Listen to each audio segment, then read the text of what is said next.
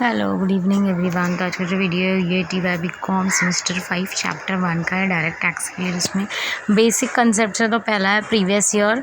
अभी for example previous year क्या होता है? प्रीवियस ईयर जो होता है वो असेसमेंट ईयर जो होता है, जैसे कि फॉर एग्जांपल 2023-24 है तो उसके पहले का जो ईयर रहेगा, मतलब 2000 जो करंट ईयर है उसके पहले का जो ईयर रहेगा इमीडिएटली उसे हम प्रीवियस ईयर बोलेंगे। प्रीवियस ईयर जो होता है वो previous year in income tax would be 2020-23 and that is a salary earned between the जो भी आपने 1 अप्रैल 2022 से 31 मार्च 2023 तक जो भी आपने सैलरी अर्न किया है उसके ऊपर टैक्स लगेगा। उसके बारे में नेक्स्ट है provisions under section 3 of the income tax act. तो according to section 3 of the income tax act, एक एक्ट है जैसे लॉ का होता है ऐसे ही यहाँ पे सेक्शन 3 है, उसमें बताया कि प्रीवियस ईयर जो रहेगा उसको हम लोग कंसीडर करेंगे from the date of the source of income came into existence, मतलब जिस दिन आपको इनकम आया है। And if it's a new business till the 30, अगर न्यू बिजनेस सपोज अभी स्टार्ट किया फैब में तो हम 31 मार्च तक के सेट फाइनेंशियल ईयर रहेगा उसका।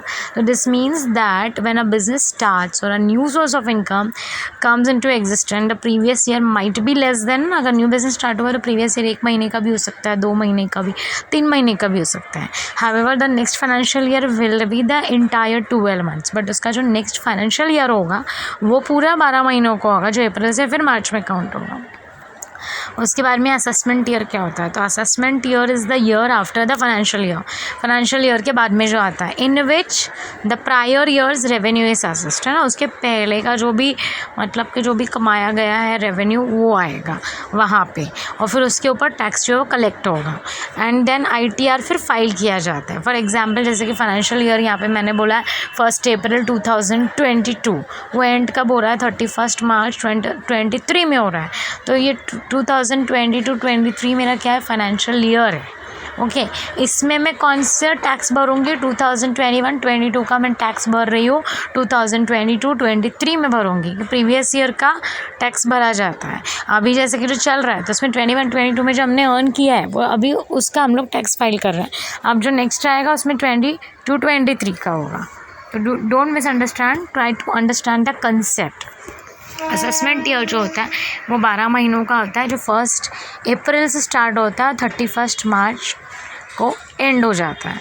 अब उसके बाद में मेरा नेक्स्ट है टर्म पर्सन। पर्सन का मतलब क्या होता है? पर्सन का मतलब बहुत कुछ होता है। पर्सन मतलब इंडिविजुअल भी होता है, हिंदू अनडिवाइडेड फैमिली भी होता है, एक कंपनी को भी पर्सन बोलते हैं, फर्म को भी पर्सन बोलते हैं। पर्सन का मतलब ज़रूरी नहीं ही और शी, वो कुछ भी हो सकता है, फर्म भी हो सकती है, कंपनी भी हो सकती है, हिंदू अनडिवाइडेड फैमिली भी हो सकती है, या फिर कोई एसोसिएशन भी हो सकती है लोगों की मिलकर, या फिर बॉडी ऑफ इंडिविजुअल भी हो सकती है। वेदर इनकॉर्पोरेटेड और नॉट वो मैटर नहीं करता है। तो पर्सन का मतलब ये हमको नहीं समझना है अगर ही वर्ड यूज़ किया है तो ही पर्सन है, या फिर शी वर्ड यूज़ किया है तो ही पर्सन है। पर्सन का मतलब कुछ भी होगा, कोई भी इंडिविजुअल होगा, कोई भी हिंदू अनडिवाइडेड फैमिली होगा, कोई भी कंपनी होगा, कोई भी फर्म होगा, या फिर कोई भी एसोसिएशन ऑफ पर्सन होगा, वो कुछ भी हो सकता है। तो जब भी क्वेश्चन में पर्सन पूछता है तो आप उसमें देखो कि इसमें से तो कुछ नहीं है, मतलब आप ही और शी ढूंढोगे तो ही और she is not only person. Person का मीनिंग यहाँ पे जो मैंने बताया ये सारे ही लोग पर्सन में आते हैं। उसके बाद में मेरा नेक्स्ट कंसेप्ट है यहाँ पे local authority and every, local authority भी पर्सन है। ओके, देन उसके बाद में every artificial judicial person not falling with in any of the preceding category, वो भी आ जाएगा पर्सन में। तो पर्सन में ये सारी कैटेगरी जो ये सब पर्सन में आ जाती है। तो पर्सन का मतलब सिर्फ ही और शी नहीं होता है।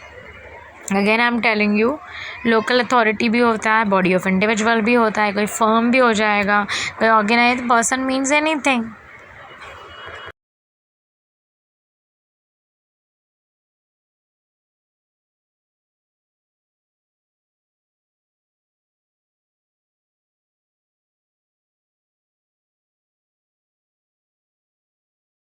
बाद में मेरा नेक्स्ट है SSC। अब SSC का मतलब क्या होता है? SSC means a person by home income tax और any other sum of money is payable under the act and it include, है ना। SSC का मतलब क्या होता है? SSC का मतलब होता है कोई भी पर्सन जो क्या कर रहा है, टैक्स, इनकम टैक्स पे कर रहा है या कोई और मनी पे कर रहा है, ये अंडर इनकम टैक्स एक्ट के अंडर, उसको हम लोग क्या बोलेंगे, एसएससी। तो assessee means a person who is earning and who is paying tax to the government, that person is known as what, if you are earning something then you are a assessee, because you are liable to pay the tax. जो earn करता है उसे माफ़ तो है नहीं, tax तो देना ही है। तो जो भी पर्सन होगा जो अर्न कर रहा है और उसके ऊपर जो टैक्स दे रहा है गवर्नमेंट को, उसको हम बोलेंगे एसएससी। ओके, उसको एसएससी बोला जाता है। Is that clear? Any person, he she whatever, कोई कंपनी है वॉट एवर, जो भी टैक्स पे कर रहा है इन शॉर्ट गवर्नमेंट को डायरेक्टली, धूज ही अर्निंग और paying the tax, that person और that is called as what, assessee. अब नेक्स्ट है असेसमेंट ईयर, ये आता है सेक्शन 2 सबसेक्शन 8 में। तो an assessment is a procedure होता है, एक चेकिंग होती है ना, डिटर्मिनेशन कि उसका इनकम कितना है, वो पर्टिकुलर पर्सन का, मतलब एसएससी का, टैक्स पे किया या नहीं। फिर सेक्शन 2 सबसेक्शन 8 में इनकम टैक्स एक्ट कब आया है, तो 1961 में आया है। वो एक इंक्लूसिव डेफिनेशन देता है। असेसमेंट मतलब in assessment include reassessment. Assessment का मतलब क्या होता है, मतलब पहले एक बार तो आपको ऑलरेडी असेस करके, जब जहाँ पे भी आप अर्न कर रहे हो, आपकी सैलरी वगैरह को, आपका वर्किंग कंडीशन वो सब देख के आपको सैलरी टैक्स माइनस करके दी गई है, फिर से आप उसका फिर से रीअसेसमेंट होता है, फिर आप उसको टैक्स फाइल करते हो।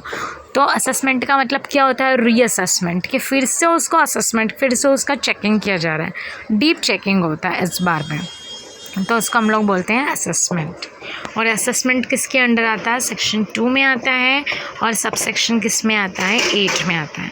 तो don't misunderstand, I hope you are understanding what I am trying to explain you. तो इसको प्लीज़ अपनी बुक में लिखें और कंप्लीट करो अपनी नोटबुक। और अगर कुछ डाउट है तो you can ping me on given email ID, और you have my WhatsApp number, you can WhatsApp me और you can call me, definitely will help you. Thank you for watching my YouTube channel. See you soon with the new video. For future update, don't press the